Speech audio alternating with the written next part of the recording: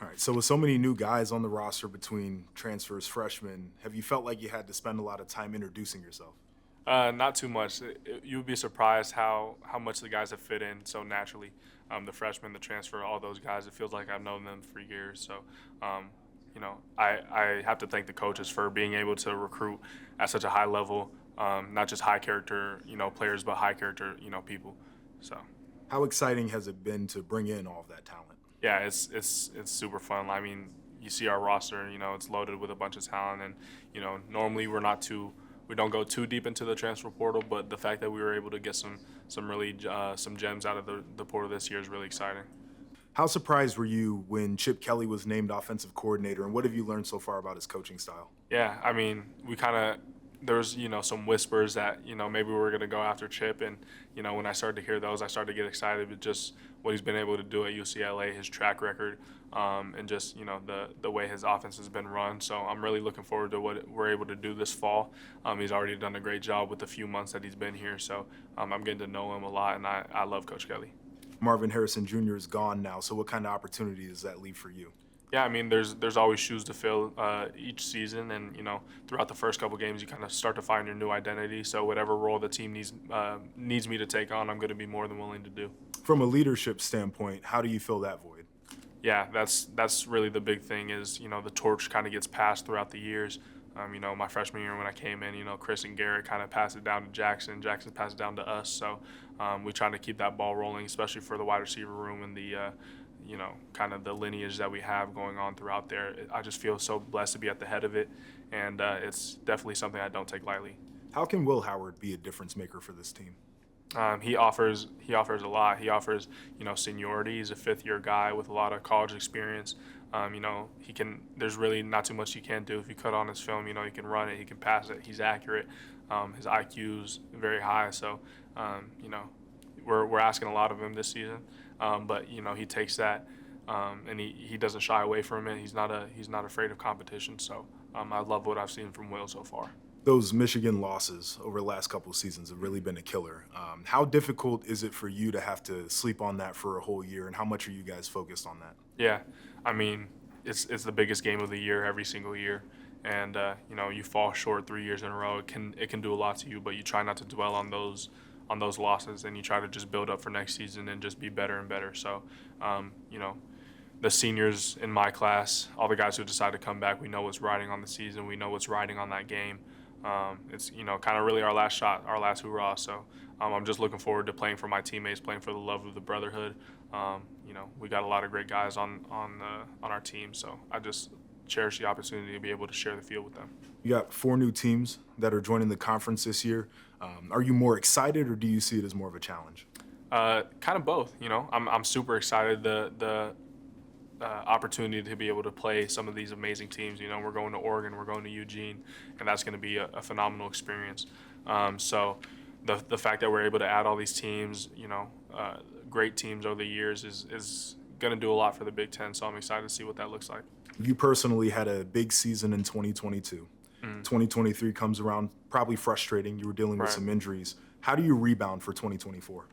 I just really putting it all in God's hands. Win, lose, or draw, I'm putting all my faith in Him, and I'm trusting Him with the outcome. So I'm just putting my best foot forward when it comes to training, taking care of my body, do my best to stay healthy, and trusting the coaches that they're going to put a good game plan out for us every single game. What's it like to play for Coach Day? That was awesome. Coach Day he's a player's coach. What I mean, he's not some far off guy. He's very personable. You can go to Coach Day with all your your problems and your worries, and he's going to listen to you and hear you out. But when it's time to turn that switch and get into competitive mode, he's as fiery as it gets. So I love playing for that type of coach. He's a perfectionist. Sometimes he'll expect more out of you than you expect out of yourself, which is always good. It's always encouraging. So I wouldn't want anyone else at the helm of this team. Now, looking big picture, by the end of the season, what do you hope that you have achieved both personally and as a team? Yeah, I hope when people can, look at my career at Ohio State by the end of the season, they can say I was a player who truly glorified Jesus Christ in the things that I did and the way that I played the game. That's really my only goal. Whenever I step on the field each Saturday, that's what I'm trying to do. Will the expanded playoff system make it harder or easier to win a title? Man, it depends on the way you look at it.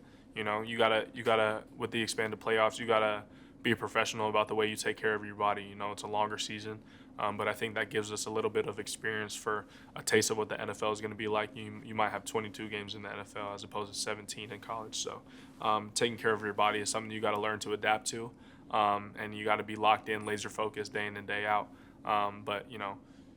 So I mean, it depends on the way you look at it, to be honest. What do you love most about playing football at Ohio State? Uh, I would just say the competitiveness. Not really. There's always competitiveness on Saturdays. Obviously, that comes with the game, but the 365 around the clock, you're always in an atmosphere where you're challenged. And whether it's winter workouts, it's spring ball, it's all the type of stuff. You're surrounded by such elite talent on the defensive side and the offensive side of the ball.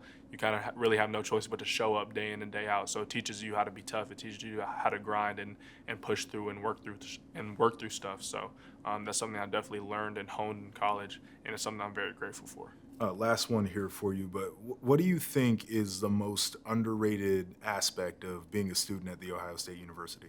There's a lot that goes into our schedule, right? And sometimes people will look at our schedule and be like, oh, maybe you have time to do this or time to do that. And, people think that we're not having enough fun in college, but you grow such a close bond with your teammates. I think of them less as teammates and more as brothers, you know what I mean? So even though our life is tough at times and we're spending so much time grinding and working on football and watching film and doing all these things, you're doing it with some of the people you cherish closely.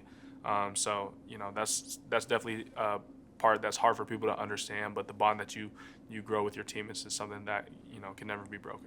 So I'm a former player, obviously Ohio State, and you've talked about the legacy and the history there. There's expectations, right? There's expectations from the brotherhood that extends out from just the guys that are currently in the program. How do you and your teammates right now kind of manage the expectations of what other guys have done before and what they expect you to do? Yeah. As much as we love former players and we love all Buckeye Nation, you can testify that each year is a new year and the team finds a new identity. So we really try to play for each other and play for the love of our teammates. And there can be a lot of noise from the outside, but it's only us in the buildings on Saturdays and Sundays watching film and all that type of stuff. We're in it. The former players aren't going to line up on 4th and 1 when I need a big play. It's going to be Tyleek Williams, it's going to be Donovan Jackson. So we kind of just try to keep everything in the building and just lean on each other for support.